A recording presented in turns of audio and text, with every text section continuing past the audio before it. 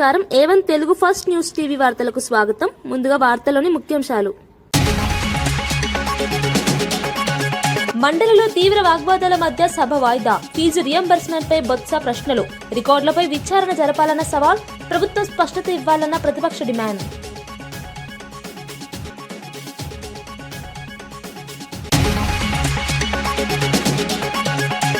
Congress BJP తెలంగాణకు ఉపయోగం లేదన్న కేటీఆర్. అబద్దపు హామీలతో కాంగ్రెస్ అధికారంలోకి వచ్చిందన్న విమర్శ. బీజేపీ రాష్ట్రానికి పనేమీ చేయలేదన్న వ్యాఖ్య. గులాబీ జెండానే తెలంగాణకు రక్షణ అన్న కేటీఆర్.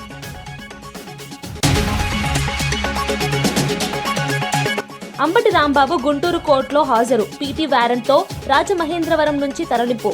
కోర్టు వద్ద భద్రత కట్టుదిట్టం. కేసు రాజకీయ రంగు దాల్చిందన్న వైకాపా.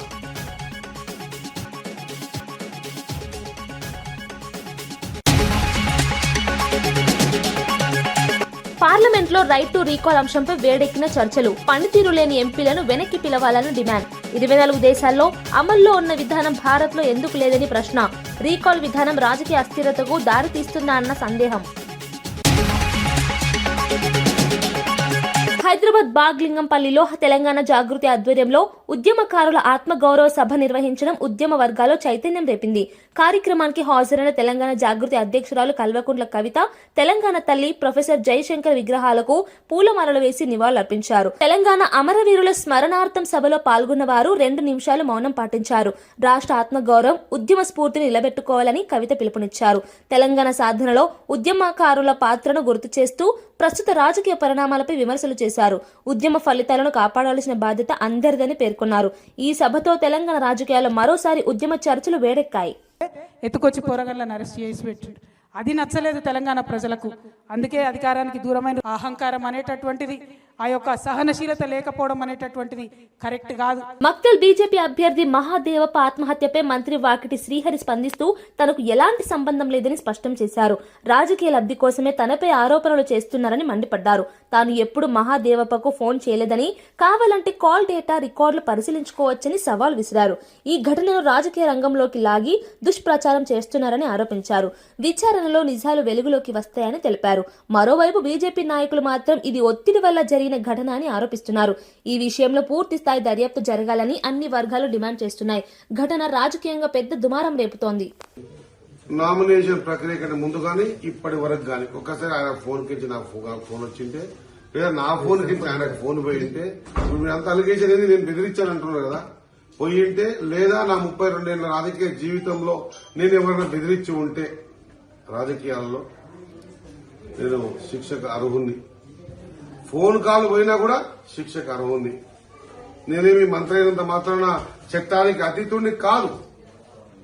కానీ రాజకీయ లబ్ధి కోసము చనిపోవడానికి గల కారణాన్ని వెతికి తీయకుండా,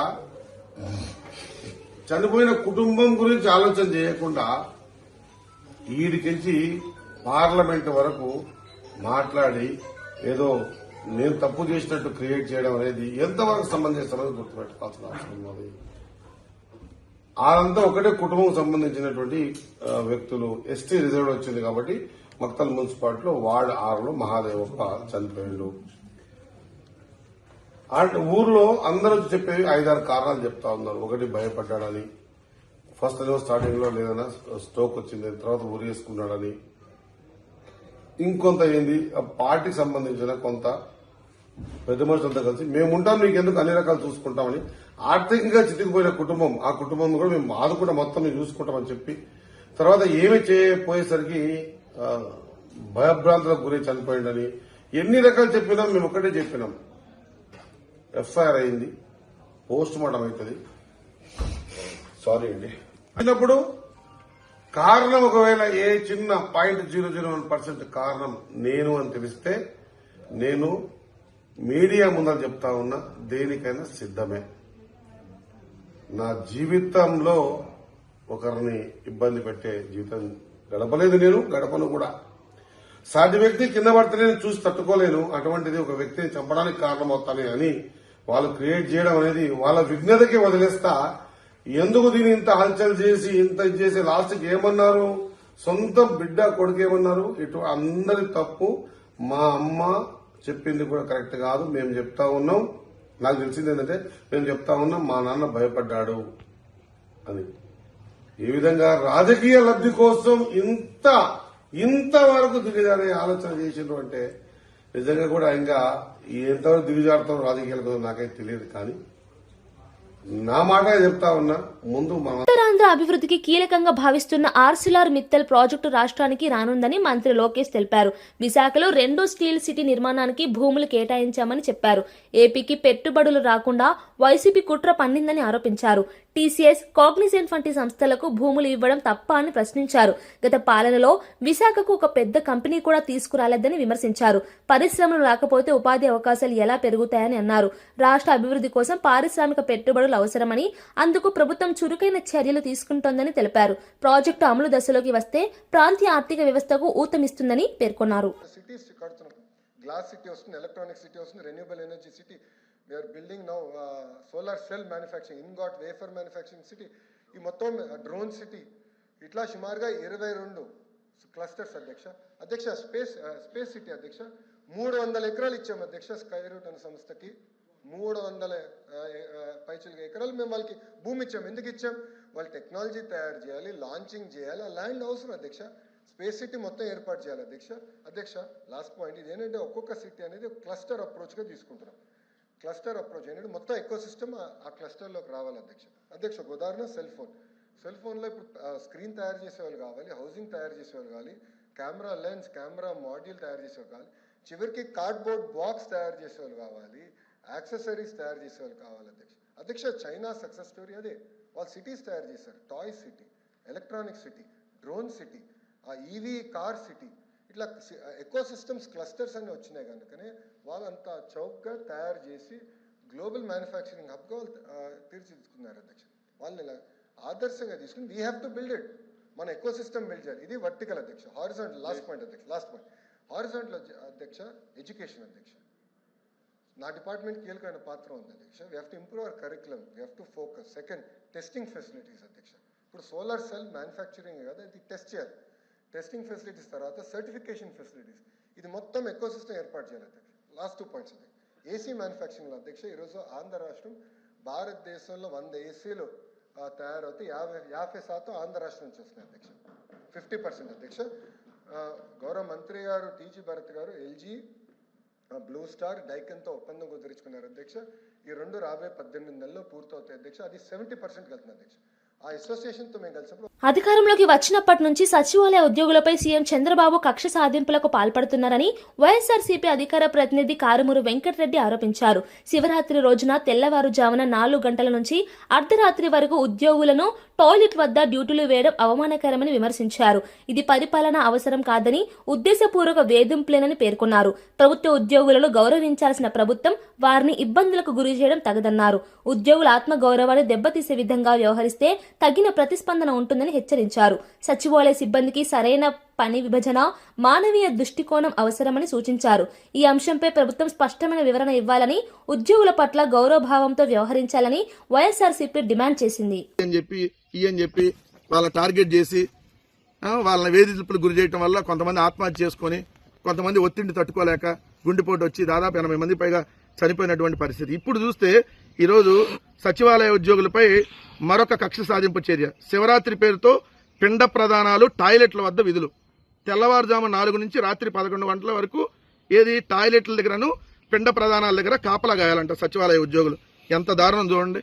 డిగ్రీలు, పిహెచ్డీలు, పీజీలు చేసి గ్రామంలోనే ప్రభుత్వ ఉద్యోగం చేయించినటువంటి ఓ మంచి ఆలోచనతో ఏదైతే జగన్మోహన్ రెడ్డి గారు గ్రామ వార్డు సచివాలయ వ్యవస్థను తీసుకొని వచ్చినప్పుడు దాంట్లో ఉద్యోగస్తులుగా ఏదైతే ఏపీపీఎస్సీ ద్వారా కండక్ట్ అయినటువంటి ఎగ్జామ్లో పాస్ అయ్యి దాదాపు 25 లక్షల మంది రాశారు. ఆ రోజు ఎగ్జామ్ 22 లక్షల మంది, 23 లక్షల మంది దాంట్లో పాస్ అయ్యి అంత మంచి ఉద్యోగం సాధించినటువంటి వీళ్ళని ఈరోజు అవమాన రీతిలో నిత్యం అవమానాలు, మానసిక క్షోభకు గురి చేస్తూ అధికార పార్టీ నాయకులు ఒత్తిడిలో పక్క ఇప్పుడు చూస్తే రేపు మహాశివరాత్రి తిరునాళ్ళ సందర్భంగా ఫిబ్రవరి 14 నుంచి 16వ తేదీ వరకు ఇక్కడ ఇచ్చారు చూడండి సర్క్యులర్. జగ్గయ్యపేట మండల పరిధిలోని ముక్తేశ్వరం గ్రామంలో వాహనాల పార్కింగ్ తో పాటు మెయిన్ రోడ్డు, ఘాట్లు, మహిళా స్నానాల గదులు, టాయిలెట్ల దగ్గర సచివాలయ ఉద్యోగులకు డ్యూటీలు వేయటం.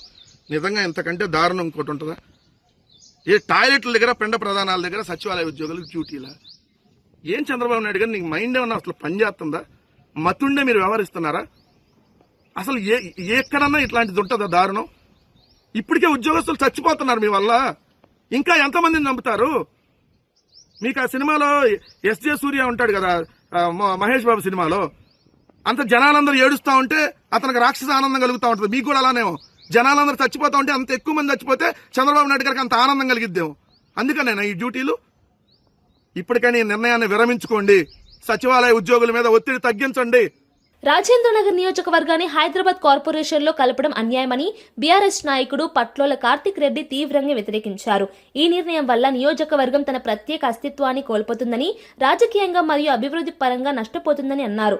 ఇప్పటికే 2 నెలలుగా అఖిలపక్షంగా ఆందోళన చేస్తున్నామని, స్థానిక ఎమ్మెల్యేకు లేఖ ఇచ్చామని తెలిపారు. ప్రజల అభిప్రాయాలను పట్టించుకోకుండా ప్రభుత్వం ఏకపక్ష నిర్ణయం తీసుకుందని విమర్శించారు. ఈ నిర్ణయాన్ని వెంటనే వెనక్కి తీసుకోకపోతే పెద్ద ఎత్తున ఉద్యమం చేపడతామని హెచ్చరించారు. స్థానిక అవసరాలు, మౌలిక వసతుల అభివృద్ధి, ప్రాతినిధ్యం వంటి అంశాలను పరిగణలోకి తీసుకోవాలని డిమాండ్ చేశారు. రాజేంద్రనగర్ ప్రజల ఆత్మగౌరవాన్ని కాపాడేందుకు పోరాటం కొనసాగిస్తామని స్పష్టం చేశారు. నిన్న ప్రభుత్వ ఉత్తరాలు అంటే గవర్నమెంట్ జియో ఒకటి బయటికి రావడం జరిగింది. ఈ విషయం నేను 2 నెలల కిందటనో, దాదాపు నెలన్నర కిందటనో మీ అందరి మధ్యలో మీ ద్వారా ప్రభుత్వానికి తెలియజేసి పెద్ద ఎత్తున నిరసన కార్యక్రమాలు కూడా నియోజకవర్గం స్థాయిలో చేసి ప్రభుత్వానికి, ప్రజలకు ఈ తీసుకున్న నిర్ణయం వల్ల జరిగే నష్టాన్ని వివరించే ప్రయత్నం మనం ఎప్పుడో చేశాం. ప్రభుత్వానికి తెలియదనేది ఏం లేదు, ఇక్కడ ఉన్న ప్రజలకి దీని పట్ల స్పష్టత లేదని కూడా లేదు. మనం ముందే దీని గురించి మాట్లాడినాం. ఎమ్మెల్యే గారి దగ్గరికి కూడా అఖిలపక్షంగా మా పార్టీకి సంబంధించిన కొంతమంది నాయకులే కానీ మిగతా పార్టీకి సంబంధించిన నాయకులు పోయి ఎమ్మెల్యే గారికి కూడా విజ్ఞప్తి చేయడం జరిగింది. నాకు తెలిసి ఎమ్మెల్యే గారు కూడా ప్రభుత్వానికి ఒక లెటర్ కూడా రాయడం జరిగింది. దీన్ని ఇట్లా జిహెచ్ఎంసీలో దీన్ని విలీనం చేయకుండా దీన్ని రాజేంద్ర నియోజకవర్గాన్ని సైబరాబాద్లో పెట్టాలని మళ్ళీ ఎమ్మెల్యే గారు ఏం లెటర్ రాసిందో ఆయన కూడా ఒక లెటర్ రాయడం జరిగినట్టు నాకు తెలిసింది. మొదటి నుంచి మనం చెప్తున్నది ఈ విషయంలో స్పష్టంగా 2 విషయాలు. ఒకటి, రాయన్న నియోజకవర్గం ముక్కలు చెక్కలుగా అస్తిత్వం కోల్పోతుంది, మన ప్రాంతం నష్టపోతున్నాం. కాంగ్రెస్ పార్టీ వలన హైదరాబాద్ కార్పొరేషన్ లో కాంగ్రెస్ పార్టీకి సంబంధించినోడైనా నేరైతాడని మీరు మాకు గ్యారంటీ ఇవ్వగలుగుతారా ముఖ్యమంత్రి గారు అంటున్నాను నేను. ఏపీ శాసన మండలి రేపటికి వాయిదా పడింది. తల్లికి వందనం మరియు ఫీజు రియంబర్స్మెంట్ అంశాలపై తీవ్ర చర్చ జరిగింది. విద్యార్థులకు పూర్తి మొత్తాన్ని చెల్లించలేదని బొత్స సత్యనారాయణ ప్రశ్నించారు. 80% మంది విద్యార్థులకు 7 నుంచి 8,000 ఇచ్చారని పేర్కొన్నారు. తన వ్యాఖ్యలు తప్పైతే రికార్డుల నుంచి తొలగించవచ్చని, అధికారులతో విచారణ జరపాలని సవాల్ విసిరారు. తాను తప్పైతే సభలో క్షమాపణ చెప్పేందుకు సిద్ధమని తెలిపారు. సభా సాంప్రదాయాలపై ఉపదేశాలు అవసరం లేదని ప్రతిపక్షాన్ని హెచ్చరించారు. ఈ అంశంపై ప్రభుత్వం స్పష్టత ఇవ్వాలని డిమాండ్ చేశారు. తీవ్ర వాగ్వాదాల మధ్య సభ దానికి అటు సరైన సమాధానం లేదు. దాని నిరసనగా మేము ఆ ప్రెసిడెంట్ నుంచి ప్రొటెస్ట్ చేస్తూ వాకౌట్ చేయడానికి కూడా జరిగింది. ఇది వాస్తవం. ఇది ఎన్విరాన్మెంట్ క్రియేట్ చేద్దామని ఎన్విరాన్మెంట్ మేము తెలుసు. 2004లో ఆ రోజు రాజశేఖర రెడ్డి గారు ముఖ్యమంత్రి ఉన్నప్పుడే విశాఖపట్నంలో ఐటీ పార్క్ని పెట్టాం, కొంతమంది భూములు ఇచ్చాం, పెద్ద పెద్ద కంపెనీలు తీసుకొచ్చాం. దాంతోపాటు ఇండస్ట్రియల్గా విశాఖపట్నాన్ని డెవలప్ చేయడానికి ఆ రోజే మేము ప్రారంభం చేస్తాం. అందులో నేను కూడా భాగస్వామి. నేను కూడా ఆ రోజు మంత్రిగా ఉన్నాను. ఈరోజు రియల్ ఎస్టేట్ సంస్థకు వచ్చి 99 పైసలకే భూములు ఇస్తామంటున్నారు. మేము దాన్ని ఒక సిస్టమ్ ఉంది కదా గవర్నమెంట్లో, ఎక్స్ప్రెషన్ ఆఫ్ ఇంట్రెస్ట్ వెళ్ళడం, దాంట్లో ఎవరు వస్తారో ఆ కంపెనీ తాలకు వచ్చి చూడడం, వాళ్ళకు ఇవ్వడం అనేది. ఎందుకు ఆ కార్యక్రమం చేయకుండా లోపాకారిగా మీరు ఉపాధి ఎందుకు చేస్తున్నారు? ఏమనంటే ఉపాధి కల్పిస్తారు, ఉపాధి కల్పిస్తారో చస్తారో తర్వాత దొరుకుతున్నాయి అవి. ఈరోజు మీరు చేస్తున్న పని ఏంటి? ఇళ్ళకి ఇస్తున్న భూములు ఏంటి? ఆ రోజు అదాని డేటా సెంటర్ వచ్చి మేము ఆ రోజు దాన్ని పెట్టడము, ఆ కార్యక్రమంలో జరిగిన ఎంఓఏలే కదా ఇవాళ అక్కడికి వచ్చిన ఏదైనా సరే గూగుల్ సెంటర్ వస్తుందంటే దానికి అదే కారణం కదా. తిరుమల లడ్డు నెయ్యి కల్తీ అంశంపై స్పందిస్తూ ఎవరు తప్పు చేశారో దేవుడు నిర్ణయిస్తారని అన్నారు. ఈ అంశాన్ని రాజకీయ లాభ నష్టాల కోసం వాడుకోవద్దని సూచించారు. పార్టీలో పదవుల గురించి తాను అడగలేదని, అన్ని పార్టీ అధినేత పవన్ కళ్యాణ్ నిర్ణయమని తెలిపారు. ప్రజా సమస్యలపై కేంద్రీకరించి పని చేస్తానని చెప్పారు. తిరుమల వంటి ఆధ్యాత్మిక అంశాలను వివాదాలకు దూరంగా ఉంచాలని అభిప్రాయపడ్డారు. భక్తుల విశ్వాసాలను గౌరవించడం అందరి బాధ్యత అని చెప్పారు.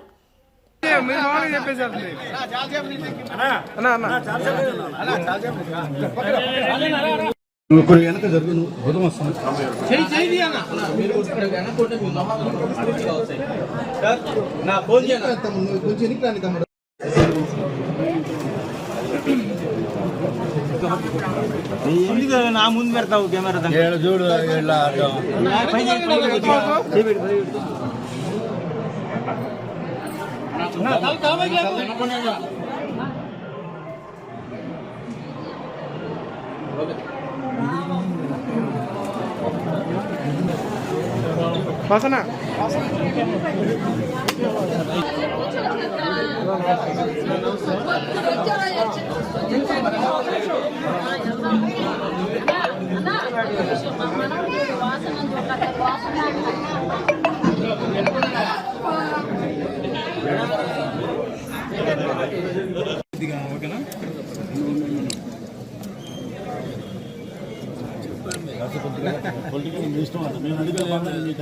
అందరికీ కూడా ప్రకాశం జిల్లా కూడా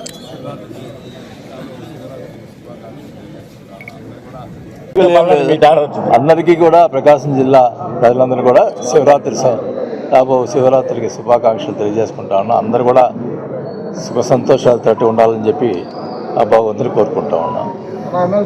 ఎమ్మెల్సీ కోసం మన అభిమానులు కానీ కార్యకర్తలు ఎదురు చూస్తున్నా. మీకు పదవి వస్తే అది టైం వచ్చినప్పుడు వస్తుంది అంతే. ఏమైనా జిల్లా అధ్యక్షులకి ఏమన్నా అవకాశం ఉందన్న? ఒకవేళ అది 3 జిల్లాల కోఆర్డినేషన్ ఇస్తాను జనసేన పార్టీ నుంచి. అది జిల్లాలకి ఎవరు నేనేమి అడగలేదు అబ్బా, ఏం లేదు. అది పవన్ కళ్యాణ్ గారి ఇష్టం. ఓకే. కాంగ్రెస్ బీజేపీ రెండు తెలంగాణకు ఉపయోగం చేయలేదని బీఆర్ఎస్ వర్కింగ్ ప్రెసిడెంట్ కేటీఆర్ విమర్శించారు. కాంగ్రెస్ అబద్దపు హామీలతో అధికారంలోకి వచ్చిందని, బీజేపీ 12 ఏళ్లుగా రాష్ట్రానికి 12 పైసల పని చేయలేదని ఎద్దేవా చేశారు. తెలంగాణకు నిజమైన రక్షణ గులాబీ జెండానేనని, కేసీఆర్ నాయకత్వమే రాష్ట్రానికి శ్రీరామ రక్ష అని అన్నారు. ప్రజల ఆత్మగౌరవాన్ని కాపాడే పార్టీ బీఆర్ఎస్ మాత్రమేనని పేర్కొన్నారు. వచ్చే ఎన్నికల్లో గులాబీ జెండా ఎగరవడం ఖాయమని ధీమా వ్యక్తం చేశారు. తెలంగాణ అభివృద్ధి కోసం స్థానిక నాయకత్వమే అవసరమని స్పష్టం చేశారు. నేను కూడా వస్తా, సీనన్న కూడా వస్తాడు, కృష్ణన్న కూడా వస్తాడు. డివిజన్ బై డివిజన్ ఎమ్మెల్యే లేడని భయపడకుని మీకు కృష్ణారావు గారు ఉన్నారు, ఆయన అన్నిటికి అండగుంటాడు. సీనన్న ఉన్నాడు, నేనున్నా, అందరం హైదరాబాద్నే ఉంటాం. మీరు ఎప్పుడు పిలిస్తే అప్పుడు ఉరికొస్తాం. కానీ ఒక్క మాట నేను ముగించే ముందు మీకు చెప్పేది, చదువుకున్న పిల్లలు, విజయ్ కుమార్ రెడ్డి లాంటి పిల్లలు ఇంకా ఎంతమంది ముంగటికొస్తే మనకు అంత లాభం జరుగుతుంది. ముఖ్యంగా మా ఆడబిడ్డలతో నా ప్రార్థన, దయచేసి ఆలోచించి ఓటేయాలని మన వాళ్ళందరికీ చెప్పాలి. ఎందుకంటే వైకాపా నేత మాజీ మంత్రి అంబటి రాంబాబును పోలీసులు రాజమహేంద్రవరం నుంచి గుంటూరుకు తరలించారు. 2023 సంక్రాంతి సంబరాల సందర్భంగా జరిగినట్లు ఆరోపణలున్న అక్రమ వసూళ్ల కేసులో పీటీ వారెంట్ జారీ కావడంతో ఆయన్ను గుంటూరు కోర్టులో హాజరుపరిచేందుకు తీసుకొచ్చారు. కోర్టు ఆవరణలో పోలీస్ వాహనంలో ఉన్న అంబటి రాంబాబు తగ్గేదేలే అంటూ నినాదాలు చేయడం, వాహనం దిగిన తర్వాత డోంట్ టచ్ మీ అని పోలీసులతో వ్యాఖ్యానించడం చర్చనీయాంశమైంది. కోర్టు పరిసరాల్లో భద్రతను కట్టుదిట్టం చేశారు. ఈ కేసు రాజకీయ రంగు దాల్చగా వైకాపా నేతలు ఇది రాజకీయ వేధింపులేనని ఆరోపిస్తున్నారు. మరోవైపు పోలీసులు మాత్రం చట్టపరమైన ప్రక్రియలో భాగంగానే చర్యలు తీసుకున్నామని స్పష్టం చేశారు. కేసు తదుపరి విచారణపై ఆసక్తి నెలకొంది.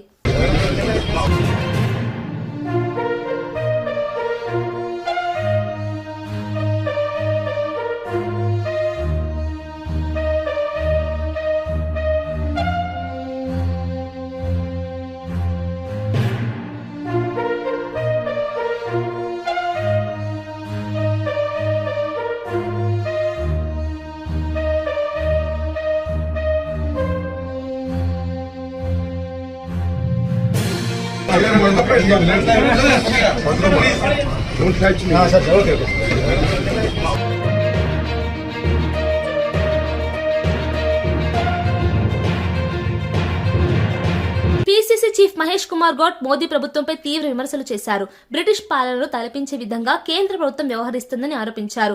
పాశ్చాత్య దేశాల ఒత్తిడికి లోనే కార్పొరేటర్లకు అనుకూలంగా చట్టాలు చేస్తుందని మండిపడ్డారు. కార్మికుల హక్కులను పూర్తిగా కార్పొరేట్ సంస్థలకు అప్పగిస్తున్నారని విమర్శించారు. రాజ్యాంగ పరిరక్షణ కోసం రాహుల్ గాంధీ పోరాడుతుంటే మోదీ ప్రభుత్వం ప్రజా హక్కులను హరించుతోందని అన్నారు.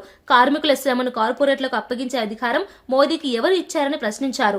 కార్మికులు ఏకమైతే కేంద్ర ప్రభుత్వం కూలిపోవడం ఖాయమని వ్యాఖ్యానించారు.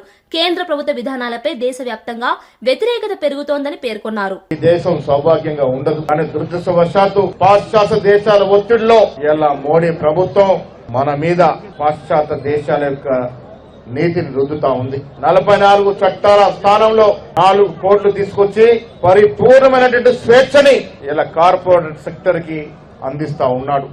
చట్టాల్లో ఉన్నటువంటి హక్కుల్ని ఈ కోడ్ల ద్వారా కాలరాస్తూ అదానీ అంబానీ లాంటి సంస్థలు కట్టబెడతా ఉన్నాడు. బ్రిటిష్ వారు మనతో ఏ రకంగా అయితే వెట్టి చాకిరీ చేయించుకున్నారో అదే రకమైనటువంటి వెట్టి చాకిరిని ఇప్పుడు మన కార్మికులు కర్షకుల ద్వారా పెట్టుబడిదారులకు చేయించే కార్యక్రమంలో భాగంగానే ఈ కోడ్లు తీసుకొచ్చి మన మీద రుద్దుతా ఉన్నాడు. కింది స్థాయిలో కులాల మధ్య మతాల మధ్య ఎంత చిచ్చున్నా పర్వాలే, వారు మాత్రం అధికారంలో ఉండాలి. వారికి మద్దతు ఇచ్చిన ట్రంప్ లాంటి దుష్ట శాసకుడి యొక్క కార్యక్రమాలు దేశంలో నడవాలి. దానికోసమే ఆయన తాపత్రయం అంతా కూడా. ఇది కార్మికుల వ్యతిరేకంగా జరుగుతున్నటువంటి కార్యక్రమం మనం తీవ్రంగా వ్యతిరేకించాలి. ప్రతి కాంగ్రెస్ కార్యకర్త దీంట్లో పాల్గొనాలని ఇచ్చిన పిలుపు మేరకే అందరం కలిసి మీతో పాటు కలిసి ధర్నాలో పాల్గొంటా ఉన్నాం. మాజీ మంత్రి ఎమ్మెల్యే తలసాని యాదవ్ కాంగ్రెస్ పార్టీపై విమర్శలు చేశారు. అధికారం ఎవరికీ శాశ్వతం కాదని, ప్రభుత్వాలు మారుతుంటాయని అన్నారు. స్థానిక సంస్థల ఎన్నికల్లో కాంగ్రెస్ రౌడీజం ప్రదర్శించిందని ఆరోపించారు. ప్రజలు కాంగ్రెస్ వ్యవహారాన్ని గమనిస్తున్నారని తెలిపారు. రాబోయే సాధారణ ఎన్నికల్లో గులాబీ జెండా ఎగరడం ఖాయమని ధీమా వ్యక్తం చేశారు. తెలంగాణకు రక్షణ కవచం కేసీఆర్ నాయకత్వమేనని అన్నారు. బీఆర్ఎస్ మళ్లీ అధికారంలోకి రావడం అనివార్యమని పేర్కొన్నారు. కాంగ్రెస్ పాలనపై ప్రజల్లో అసంతృప్తి పెరుగుతోందని వ్యాఖ్యానించారు. ఇష్టం ఉన్నట్టు రౌడీజం చేస్తున్నారు. సరే, ఎవరికి శాశ్వతం కాదు. రౌడీజం గుండాయిజం మనకు కూడా తెలిసిందే కదా. తెలంగాణ ఉద్యమ పోరాటంలో అనేకమైనటువంటి పోరాటాలు చేసి కేసులతోని జైల్లోకి పోయినటువంటి పార్టీ కదా ఇది. కాబట్టి దేనికి భయపడవలసినటువంటి అవసరం లేదు. రాజకీయాలలో ఒడిదుడుకులు ఉంటాయి, కానీ తప్పకుండా ఒకసారి ప్రజలు ఆలోచించి దొంగ మాటలు చెప్తున్నారు కదా, వీళ్ళకి అవకాశం ఇస్తామని చెప్పి వాళ్లకు నిజమేందో బట్టబయలు అయిపోయింది. తిరిగి కేసీఆర్ గారు వస్తే 15-20 సంవత్సరాల వరకు తిరిగి ఈ రాష్ట్రంలోనే గులాబీ జెండా ఉంటుందనేటువంటి విషయాన్ని మనం గుర్తుపెట్టుకోవాల్సినటువంటి అవసరం ఉంది. ఒక రాష్ట్ర స్వార్థ ప్రయోజనాల కోసం కొందరు పార్టీని వదిలి వెళ్లినా బీఆర్ఎస్ కార్యకర్తలు మాత్రం కేసీఆర్ వెంటే ఉన్నారని వర్కింగ్ ప్రెసిడెంట్ కేటీఆర్ తెలిపారు. వందల సంఖ్యలో కొత్త నాయకులు పార్టీలో చేరుతున్నారని చెప్పారు. కార్పొరేషన్లు ఎన్ని వచ్చినా హైదరాబాద్ మహానగరంలో ఎగిరేది గులాబీ జెండానేనని ధీమా వ్యక్తం చేశారు. కాంగ్రెస్ బీజేపీ పార్టీలపై విమర్శలు గుప్పిస్తూ తెలంగాణ అభివృద్ధికి కేసీఆర్ నాయకత్వమే సరైనదని అన్నారు. బీఆర్ఎస్ శ్రేణుల ఉత్సాహం పెరుగుతోందని, రాబోయే ఎన్నికల్లో పార్టీ ఘన విజయం సాధిస్తుందని తెలిపారు. తెలంగాణ ప్రజలు మరోసారి గులాబీ జెండాకే పట్టం కడతారని విశ్వాసం వ్యక్తం చేశారు.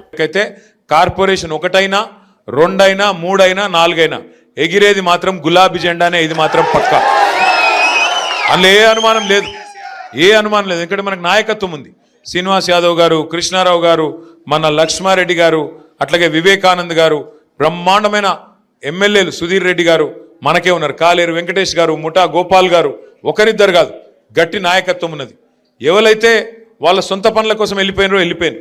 శేర్లింగంపల్లిలో గాంధీ వెళ్ళిపోయిండు, అక్కడ పక్కన రాజేంద్ర నగర్లో ప్రకాష్ గౌడ్ సాబ్ వెళ్ళిపోయిండు, ఇక్కడ దానం నాగేంద్ర వెళ్ళిపోయిండు.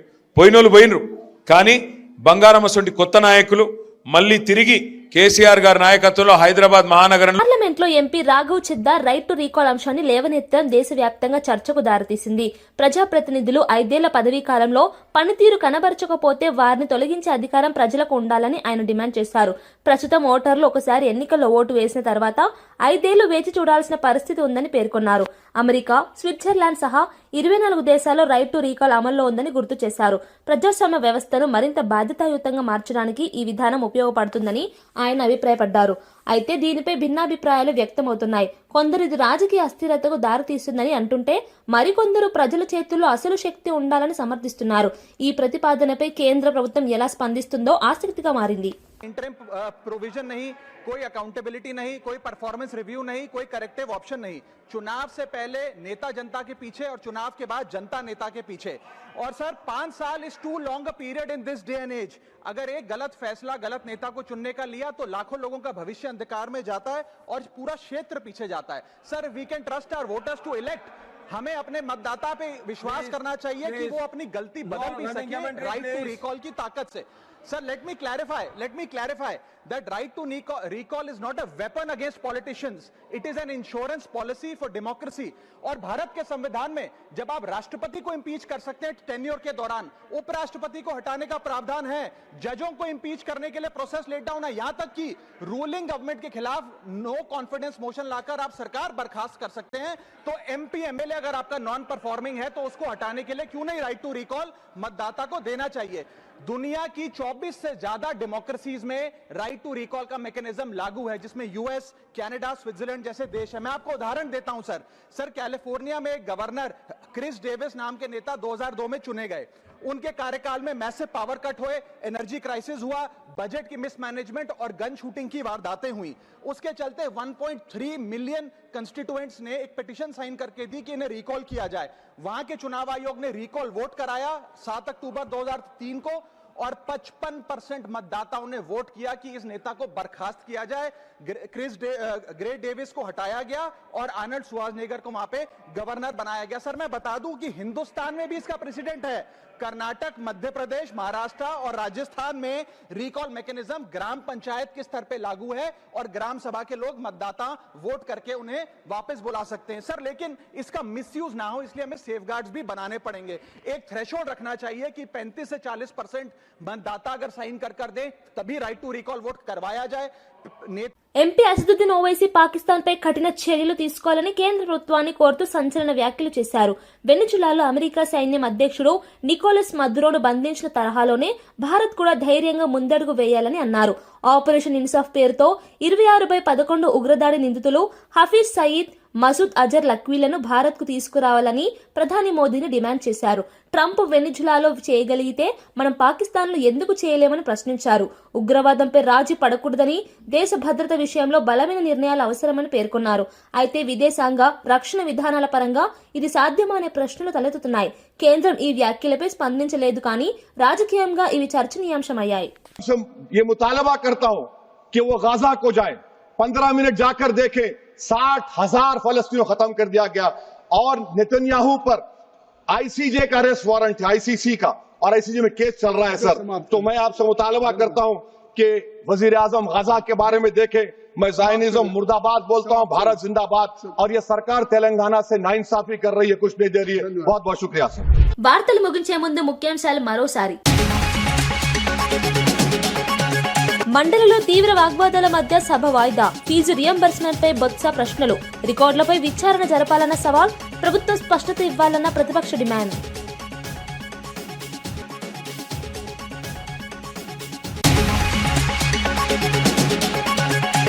కాంగ్రెస్, బీజేపీ తెలంగాణకు ఉపయోగం లేదన్న కేటీఆర్. అబద్దపు హామీలతో కాంగ్రెస్ అధికారంలోకి వచ్చిందన్న విమర్శ. బీజేపీ రాష్ట్రానికి పనేమీ చేయలేదన్న వ్యాఖ్య. గులాబీ జెండానే తెలంగాణకు రక్షణ అన్న కేటీఆర్.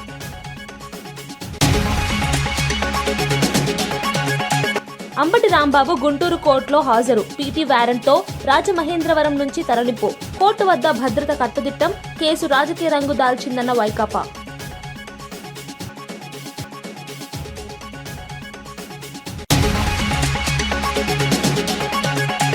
పార్లమెంట్లో రైట్ టు రీకాల్ అంశంపై వేడెక్కిన చర్చలు. పనితీరు లేని ఎంపీలను వెనక్కి పిలవాలని డిమాండ్. 24 దేశాల్లో అమల్లో ఉన్న విధానం భారత్ లో ఎందుకు లేదని ప్రశ్న. రీకాల్ విధానం రాజకీయ అస్థిరతకు దారితీస్తుందా అన్న సందేహం. ఈనాటి వార్తా విశేషాలు మరో బులెటిన్లో